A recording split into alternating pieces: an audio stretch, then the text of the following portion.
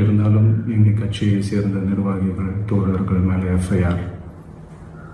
அது மட்டும் இல்லை, சோஷியல் மீடியாவை சேர்ந்த நண்பர்கள் தோழர்கள் அவங்க மேலே எஃப்ஐஆர்லாம் போட்டு இப்போ பிடிச்சிக்கிட்டு இருக்கிறாங்க.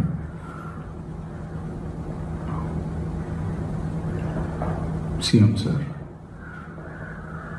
உங்களுக்கு ஏதாவது இந்த பழி வாங்கணும் அப்படின்ற எண்ணம் ஏதாவது இருந்துச்சுன்னா என்ன வேணாலும் பண்ணுங்க. அவங்க மேலே கை வைக்காதீங்க. நான் ஒன்று வீட்டில் இருப்பேன், இல்லை நான் ஆஃபீஸில் இருப்பேன். என்ன வேணாலும் செய்யுங்க. நண்பர்களே, தோழர்களே,